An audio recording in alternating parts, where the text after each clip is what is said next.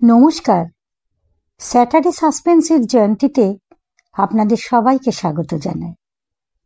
প্রতি শনিবার ঠিক সন্ধে 7টার সময় আমি আপনাদের কাছে চলে আসি আমার স্বরচিত একটি গল্পের উপহার নিয়ে।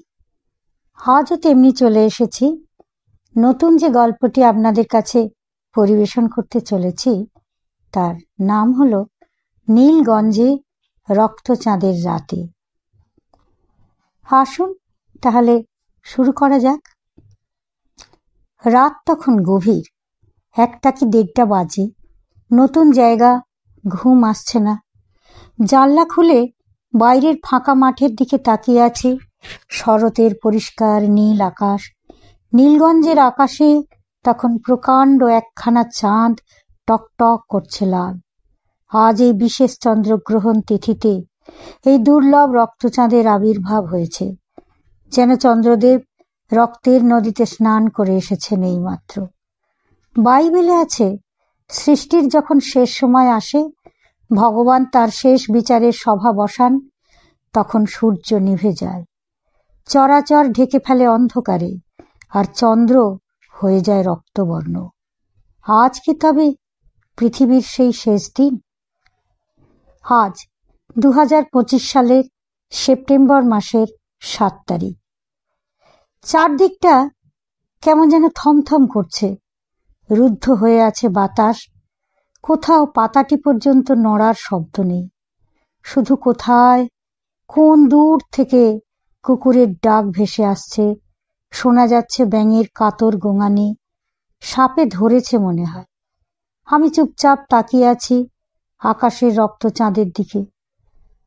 হঠাৎ শুনতে পেলাম একটা ঝম ঝম ঝম ঝম শব্দ, যেন কোন সুদূর থেকে ক্রমাগত এগিয়ে আসছে সামনের দিকে। অনেকগুলো লোহার শৃঙ্খল একসঙ্গে বাজতে থাকলে যেরকম আওয়াজ হয়, ঠিক সেই রকম শব্দ। অবাক হয়ে তাকিয়ে রইলাম ব্যাপারটা কি দেখবার জন্য। দেখলাম একদল সৈনিকের বিশাল একটা বাহিনী এগিয়ে চলেছে সামনের ফাঁকা মাঠের ওপর দিয়ে।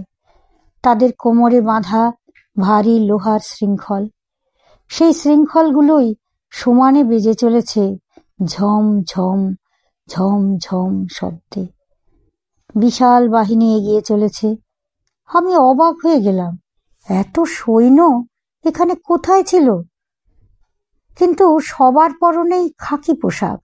যেমন পোশাক ব্রিটিশ ভারতের সৈন্যবাহিনীর পরনে দেখা যেত বিভিন্ন ছবিতে বা সিনেমায়, তেমনই দেখেছি। তাহলে তো এরা বর্তমান ভারতের সেনানী নয়। ভারতীয় বাহিনীর জওয়ানদের পরনে থাকে জঙ্গল ছাপ জলপাই রঙের পোশাক। তাহলে এরা কারা? আর এরা এলোই বা কোথা থেকে? চলেছেই বা কোথায়?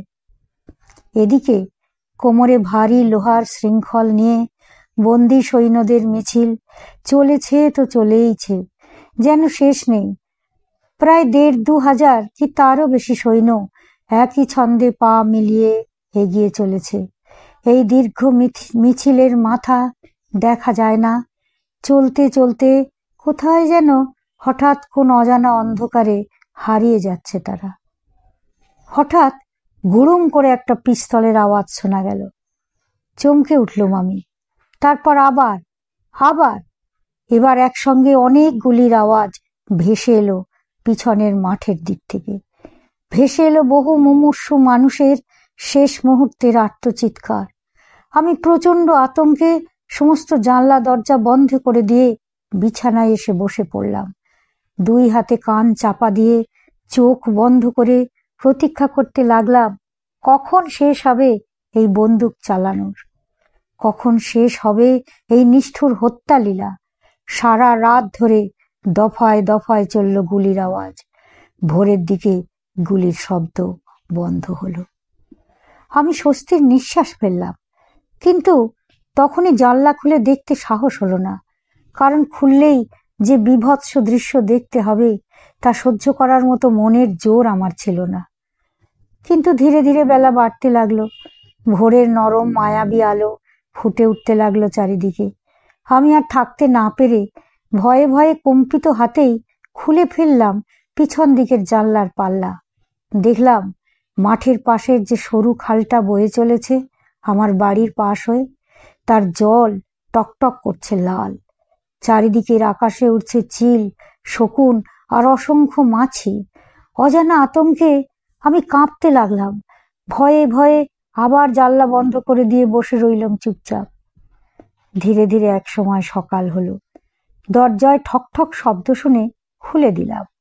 কাল সন্ধ্যাবেলা মায়ের সঙ্গে এসে আমার কোয়ার্টার সাফসুতরো করে দিয়ে গিয়েছিল যে মেয়েটা, সেই ভুলিয়া দেখলাম এসেছে। আমি দরজা খুলে দিলাম। ভুলিয়া হাসি মুখে ঘরে ঢুকে হাতের দুধের বোতলটা রান্নাঘরে রেখে দিল। আমি ভয়ে ভয়ে তাকে জিজ্ঞেস করলাম, হ্যাঁ রে ভুলিয়া, কাল রাতে এখানে কি হয়েছিল রে? ভুলিয়া চোখ বড় বড় করে বলল, কি হবে? কই না তো, কিছু হয়নি তো। আমি বললাম, কেন, গুলির আওয়াজ শুনতে পাসনি? সারা রাত ধরে তো গুলি চলল। ভুলিয়া হেসে বলল, আপনি স্বপ্ন দেখেছেন দাদাবাবু। আমাদের এই নীলগঞ্জ খুব শান্তির জায়গা। এখানে কোনো গোলাগুলি নেই, অশান্তি নেই।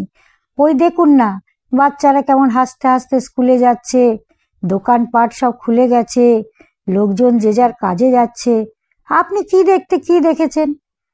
আমি আবার জানলার কাছে গেলাম। তাকিয়ে দেখলাম খালের জল এখন সম্পূর্ণ স্বাভাবিক। তাহলে আমি তখন কি দেখলাম, কি শুনলাম কাল সমস্ত রাত ধরে? সবটাই কি আমার মনের ভুল? আমি কি তখন কোনো স্বপ্ন দেখেছিলাম? না, আমি তো স্পষ্ট শুনেছি নিজের কানে, স্পষ্ট দেখেছি খালের রং টকটক করছে রক্তের মতো লাল। ঝাঁকে ঝাঁকে চিল শকুন পাক খেয়ে খেয়ে উঠছে খালের ওপর দিয়ে। এই পুরো দেখাটাই কি আমার চোখের ভুল? আমার কি তাহলে কোনো মানসিক রোগ হলো নাকি? আমাকে হতভম্বের মতো দাঁড়িয়ে থাকতে দেখে ভুলিয়া হাসতে হাসতে বলল, আপনার বোধহয় পেট গরম হয়েছে দাদাবাবু, ডাব খান। আমি বাড়ি গিয়ে বাবাকে দিয়ে আপনার জন্যে ডাব পাঠিয়ে দিচ্ছি। ভুলিয়া চলে গেল। কিন্তু আমার মনের মধ্যে সন্দেহের কাঁটাটারা সমানে খচখচ করে যেতে লাগলো। ব্যাপারটা তাহলে হলো কি? হয় আমার কোনো মানসিক রোগ হয়েছে, নয়তো এ নির্ঘাত কোনো অলৌকিক বা ভৌতিক ব্যাপার। কিন্তু আমি তো ভূত প্রেত অপদেবতায় একেবারেই বিশ্বাস করি না। এতখানি বয়স হলো, কখনো কোনো অশরীরীর দেখাও পাইনি। তাহলে কাল রাতের ওই ভয়ঙ্কর ঘটনাটা কি করে হলো, কেন হলো? নির্ঘাত আমারই কোনো ব্রেনের অসুখ হয়েছে। হায় ভগবান, কত কষ্ট করে চাকরিটা পেলাম। ভাবলাম বাবা মাকে এবার একটু সুখের মুখ দেখাবো। কিন্তু ব্রেনের অসুখ প্রমাণ হলে তো সরকারি চাকরি থাকবে না, সব কিছু শেষ হয়ে যাবে। এ কি হলো আমার? ভাবতে ভাবতে মাথা ছিঁড়ে যাচ্ছিল। একটু পরেই ভুলিয়ার মা এলো। রান্না বান্না করে দেবার জন্য কালই ওকে বলে রেখেছিলাম। ভুলিয়ার মা আসার সময় বাজার থেকে চাল, ডাল, মাছ, সবজি সবকিছু কিনে এনেছিল। ভাত, ডাল, মাছের ঝোল, চাটনি ইত্যাদি রান্না করে দিয়ে 9:30 নাগাদ বাড়ি চলে গেল ভুলিয়ার মা। আমিও স্নান সেরে খেয়ে দিয়ে অফিসে বেরিয়ে পড়লাম। কিন্তু বুকের মধ্যে ভয়ের ধুকপুকুনি থামল না এক দণ্ডের জন্য। নীলগঞ্জে সরকারি পাট গবেষণার কেন্দ্রে অ্যাসিস্ট্যান্ট সুপারভাইজারের চাকরি নিয়ে আমি এসেছি কাল সন্ধ্যাবেলা। আজই আমার জয়েন করার কথা। কেন্দ্রীয় সরকারের চাকরি, মোটা মাইনের সঙ্গে প্রচুর সুযোগ সুবিধে, সেই সঙ্গে সরকারি কোয়ার্টার। নিয়োগপত্র পাবার দিন থেকে যেন আনন্দের সাগরে ভেসে চলেছিলাম আমি শতদ্রু সান্যাল, বাবা মায়ের একমাত্র সন্তান। কেমিস্ট্রি অনার্স নিয়ে গ্র্যাজুয়েশন করার পর অনেক দিন ধরে ঘুরেছি একটা সরকারি চাকরির চেষ্টায়। শুনেছি এ বাজারে মোটা টাকা ঘুষ না দিলে চাকরি হয় না। কিন্তু আমার বাবা আমাকে আর বোনকে পড়াতে গিয়েই নিঃস্ব হয়ে গেছেন। তার পক্ষে 10-20 লাখ টাকা ঘুষ দেয়া স্বপ্নেরও অতীত। আমি সারাদিন টিউশন করেছি আর সারা রাত ধরে সরকারি চাকরির পরীক্ষার জন্য প্রস্তুতি নিয়েছি। কোনো ট্রেনিং ইনস্টিটিউটে ভর্তি হইনি আমি, সেরকম আর্থিক ক্ষমতাও আমার ছিল না। আমি বিভিন্ন কম্পিটিটিভ পরীক্ষার ম্যাগাজিন আর পোস্টাল কোচিংয়ের সাহায্য নিয়েছি। নিজেই তৈরি করেছি নিজেকে। একটার পর একটা কম্পিটিটিভ পরীক্ষায় বসেছি, প্যানেলে নামও উঠেছে, কিন্তু চাকরি হয়নি। কানাঘুষোয় শুনেছি 10-12 লাখ টাকায় বিক্রি হয়ে গেছে চাকরি। আশা যখন একেবারেই ছেড়ে দিয়েছি, ঠিক তখনই এই চাকরির নিয়োগপত্রটা হাতে পেলাম। নিজের প্রতি শ্রদ্ধা বেড়ে গেল আমার, আত্মবিশ্বাস হয়ে উঠল দ্বিগুণ। বুঝলাম মানুষ ঐকান্তিকভাবে চেষ্টা করলে সবই পারে। টাকা আমার কাছেও চাওয়া হয়েছিল, কিন্তু আমার বাবাও আমি পরিষ্কার জানিয়ে দিয়েছিলাম 15 লাখ টাকা ঘুষ দেবার মতো ক্ষমতা আমাদের নেই। তারপরে কি হলো জানি না, চাকরিটা শেষ পর্যন্ত হয়েই গেল। পরে অবশ্য শুনেছি আমার প্রাপ্ত নম্বরের ধারে কাছেও কেউ ছিল না, হয়তো তাই সম্ভব হয়নি আমাকে হঠিয়ে দিয়ে অন্য কাউকে জায়গা করে দেবার। তা সে যাই হোক, উৎসাহ আর আনন্দে টকবক করে ফুটতে ফুটতে সারাটা রাস্তা কাল এসেছি আমি। নদিয়া জেলার প্রত্যন্ত এক গ্রামের ছেলে, চাকরির পরীক্ষা দেয়া আর গ্রামের অসুস্থ কাউকে কলকাতার সরকারি হাসপাতালে ভর্তি করতে আসা ছাড়া বড় একটা কলকাতা শহরে আসিনি আমি। তবে এই বারাসাত জায়গাটা শহর কলকাতা থেকে বেশ খানিকটা দূরে, বেশ নির্জন নিরিবিলি। যেখানটায় আমাদের পাট গবেষণা কেন্দ্র, তার ঠিক পাশ দিয়ে বয়ে চলেছে একটি খাল। ইছামতি নদীর থেকে বেরিয়েছে এই খাল। খালের দুপাশে সারি সারি তালগাছ। গতকাল পড়ন্ত বেলায় এখানে এসেছি, সেই সময় এর থেকে বেশি কিছু তথ্য সংগ্রহ করতে পারিনি। ভেবেছিলাম আজ সকালে অফিসে যাবার আগে গোটা এলাকাটা বেশ ভালো করে একবার ঘুরে ফিরে দেখে নেব। কিন্তু গতকাল রাতে যে ভীষণ ঘটনাটা ঘটে গেল আমার চোখের সামনে, তারপর মাথা ঠান্ডা রেখে ধীরে সুস্থে কিছুই ভাবতে পারছি না আর। চোখের সামনে দেখলাম প্রায় সমস্ত রাত ধরে গুলি চলল, শুনতে পেলাম মানুষের কাতর আর্তনাদ, অথচ এখানকার মানুষরা কেউ কিছুই শুনতে পেল না। আমার হঠাৎ মনে পড়ে গেল সৌমিত্র চট্টোপাধ্যায় অভিনীত একটা বিখ্যাত সিনেমার সেই সংলাপ, মাস্টারমশাই আপনি কিছুই দেখেননি। চমকে উঠে ভাবলাম এই রকমই কিছু একটা চলেছে নাকি এখানে। আজকাল তো ক্ষমতাসীন পার্টির হাত মাথায় রেখে পাড়ায় পাড়ায় গুন্ডারাজ চলেছে। ক্লাবের নাম দিয়ে পার্টি অফিস রমরমিয়ে চালাচ্ছে তোলাবাজি। কেউ বিন্দু মাত্র প্রতিবাদ করলেই অ্যাকশন। কিন্তু তাই যদি হতো, তাহলে তো 2-1 জন বা 2-3 জন বা বড় জোর 4-5 জনের একটা দলকে খুন করা হতো। কিন্তু আমি তো দেখলাম পুরো একটা রেজিমেন্টকে বেমালুম গুলি করে মেরে ফেলা হলো।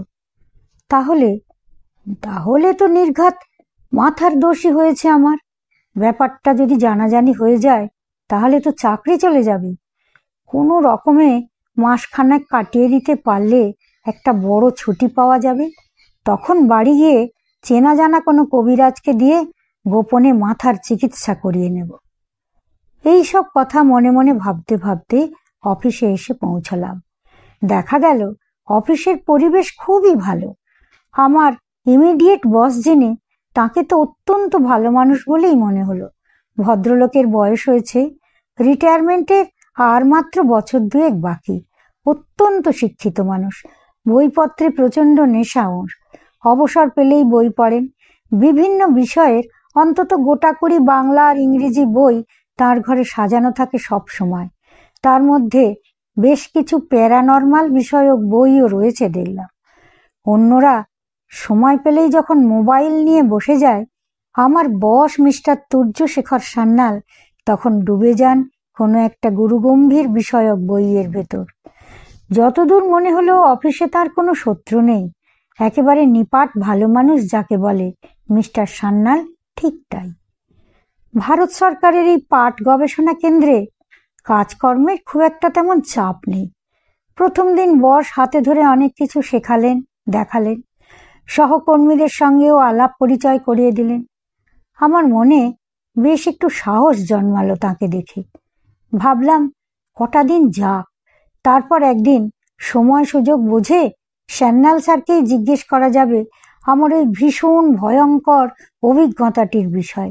সান্যাল স্যারকে আমার যেন খুব কাছের মানুষের মতো লাগলো। এই সামান্য কঘন্টার পরিচয়ে মনে হলো মানুষটির উপর চোখ বন্ধ করে ভরসা করা যায়।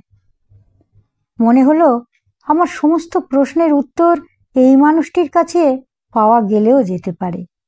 মানুষটি একই সঙ্গে কাজের ব্যাপারে যেমন সিরিয়াস, ঠিক তেমনি সহজ সরল আর আন্তরিক তার সহকর্মীদের সঙ্গে ব্যবহারে। সেদিন সকাল সকাল ছুটি হয়ে গেল। বাড়ি ফিরে বিশ্রাম নিচ্ছি, এমন সময় মাসি মানে আমাদের ভুলিয়ার মা এলো বিকালে রান্নাবান্না করে দেবার জন্য। আমাকে চা, চিঁড়ে বাদাম ভাজা ইত্যাদি করে দিয়ে মাসি আটা মাখছে দেখে আমি নিশ্চিন্ত মনে ঘুমিয়ে পড়লাম। গত রাতে এক ফোঁটা ঘুম হয়নি, তাই বিছানায় শুয়ে পড়া মাত্র ঘুমিয়ে পড়লাম। কোনো বিভ্রাট ঘটল না। পরম শান্তিতে ঘন্টা 2 ঘুম দিয়ে নিলাম। যখন উঠলাম তখন সন্ধে গড়িয়ে গিয়ে বেশ রাত হয়ে গেছে। মাসি বলল, আমি তবে এবার বাড়ি যাই বাবা, আপনি দরজাটা বন্ধ করে দিন। আমার ইচ্ছা করছিল মাসি আরো কিছুক্ষণ থাকুক আমার কাছে, আমার সঙ্গে গল্প টল্প করুক। আসলে বাড়ি ছেড়ে কখনো তো বাইরে কোথাও থাকিনি, বড় একা একা লাগছিল। তার উপর গত রাতের ভয়ঙ্কর অভিজ্ঞতা বিভীষিকার মতো সবসময় তাড়া করে ফিরছে আমার। এখন একজন মানুষের সঙ্গ বড় প্রয়োজন আমার। আমি বললাম, মাসি তোমার বাড়ি কত দূর? মাসি বলল, আমার বাড়ি অনেক দূর বাবা, সেই নীলপুকুরের কাছে। আমি অবাক হয়ে বললাম, নীলপুকুর সেটা কি? মাসি বলল, নীলপুকুর জানো না? নীল চাষের পুকুর গো। ওই পুকুরেই নাকি নীল গাছের পাতা আর কি সব ভিজিয়ে রাখতো সাহেবরা, সেই থেকেই তো নীলগঞ্জ নাম এখানকার। আমি অবাক হয়ে বললাম, তাই নাকি? জানতাম না তো। মাসি খুব খুশি হয়ে বলল, এসব আমার দাদা শ্বশুরের মুখে শোনা গল্প। তখন ইছামতি নদী অত দূরে ছিল না, এই গ্রামের পাশ দিয়ে বয়ে যেত। সেখান থেকে পাম্পে জল এনে পুকুরে ভরে রাখতো সাহেবরা। সেই জলে নীল ধোয়া হতো, পাতা পচানো হতো, আরো কত কি সব হতো কে জানে। যেও না বাবা একদিন আমাদের নীল পুকুর দেখতে, বিরাট পুকুর। আমি বললাম, আচ্ছা যাব, কাল তুমি সঙ্গে করে নিয়ে যেও আমাকে। মাসি বলল, আচ্ছা ঠিক আছে, আজ তবে যাই বাবা, রাত হয়ে গেছে অনেক, মেয়েটা ঘরে একা আছে, দিনকাল ভালো নয় জানোই তো সব, বয়সের মেয়ে নিয়ে খুব ভয়ে ভয়ে থাকি। মাসি চলে গেল, আমি দরজা বন্ধ করে ফিরে এলাম। কিছুই করার নেই দেখে রাতের খাবারটাও খেয়ে নিলাম, কারণ খিদেটাও বেশ ভালোই পেয়েছিল। আর মাসির রান্না করা চিকেনের গন্ধে সেই খিদে জমে উঠেছিল দ্বিগুণ। যাই হোক, খাওয়া দাওয়া সারতে সারতে রাত প্রায় 10টা বেজে গেল। আমি আলো নিভিয়ে বিছানা আশ্রয় করলাম। কিন্তু আমার ভাগ্যটাই ছিল বিরূপ, আজও ঘুম এলো না। নাশবাড়ি কথা, বিকালে অতটা ঘুমিয়ে নিয়েছি, আর এখন ঘুম আসবে কোথা থেকে? মনে মনে ভেবে নিলাম, কাল স্যারের কাছ থেকে একটা ভালো বই চেয়ে আনবো। ঘুম না এলে বইটাই পড়া যাবে। মোবাইল আমি দরকার ছাড়া ব্যবহার করি না, আর ঘুমের প্রয়োজনে তো নয়। এই রকম সময়ে আমি সাধারণত ডায়েরি লিখি, খুবই অনিয়মিত, তবু আমার ডায়েরির মধ্যে আমিই আছি, আমার সুপার কম্পোজ এডিশন নয়। যাই হোক, রাত বাড়তে লাগলো। ডায়েরিতে আমার পূর্ব রাতের সমস্ত অভিজ্ঞতার কথা সবিস্তারে লিখে রেখে মনটা কিছুটা শান্ত হলো। আমি আলো নিভিয়ে দিয়ে শুয়ে পড়লাম। ঘুম আসতেও দেরি হলো না। হঠাৎ মাঝরাতে আবার ঘুম ভেঙে গেল আমার। আজও শুনতে পেলাম সেই লোহার শিকল বাঁধা সহস্র পায়ের ঝম ঝম ঝম ঝম সেই শব্দ। সমস্ত শরীরে কাঁটা দিয়ে উঠল আমার। আজও দুরন্ত কৌতূহলে আবার এসে দাঁড়ালাম জানলার কাছে। দেখলাম দুধ সাদা জ্যোৎস্নায় ভেসে যাচ্ছে চরাচর। গত রাতে সেই জওয়ানরা আজও তেমনি ভাবে মার্চ করে এগিয়ে চলেছে। সামনে মাঠের মধ্যে একটা মস্ত বড় পুকুর দেখলাম। পুকুর না বলে সেটাকে দিঘি বলাই ভালো।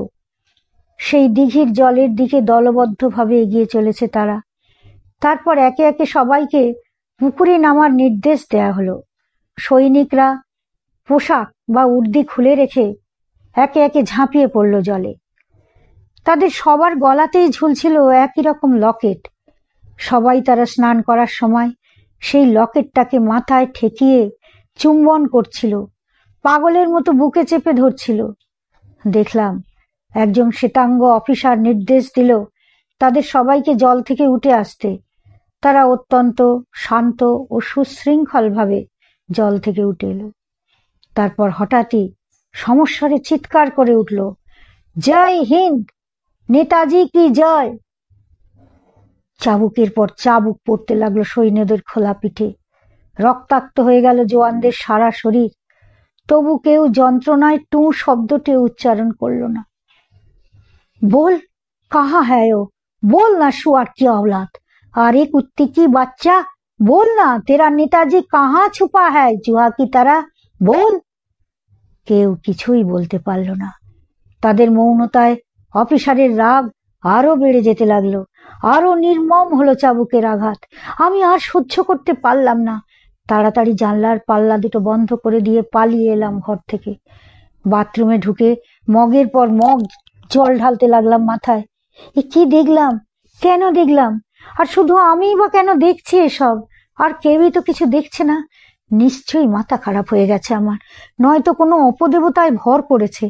তা না হলে পর পর 2 রাত এইসব দৃশ্য কেন দেখছি আমি? আমার ভীষণ অসহায় লাগতে লাগলো নিজেকে। আমি আর থাকতে পারলাম না। ফোনটা তুলে নিয়ে সেই রাত 2টোর সময় তখনই কল করলাম আমার বস সান্যাল স্যারকে। কাছেই থাকেন উনি। আমাদের অফিসের সব স্টাফ এই একই ক্যাম্পাসের মধ্যে সরকারি আবাসনে থাকি। স্যার আমার ফোনটা ধরতেই আমি বললাম, স্যার আপনাকে অসময়ে বিরক্ত করার জন্য ক্ষমা চাইছি স্যার, কিন্তু আমার ভীষণ বিপদ। মনে হচ্ছে আমার মাথাটা বোধহয় খারাপ হয়ে যাচ্ছে। স্যার বললেন, কি বলছো তুমি শতদ্রু?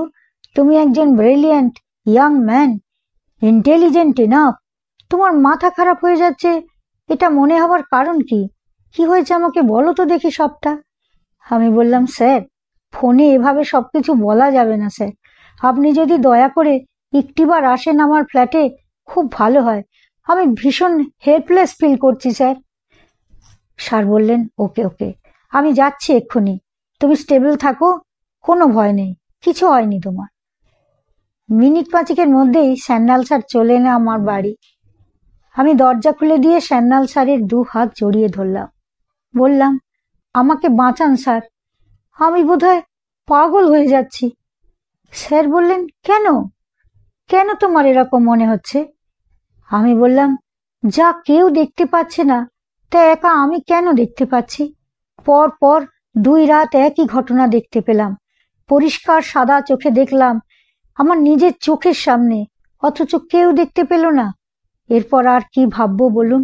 সান্যাল স্যার গম্ভীর হয়ে বললেন, তুমি যা যা দেখেছো সবকিছু আমাকে বলো তো শুনি, কোনো কিছু বাদ দেবে না। আমি অকপটে বলে গেলাম সবকিছু।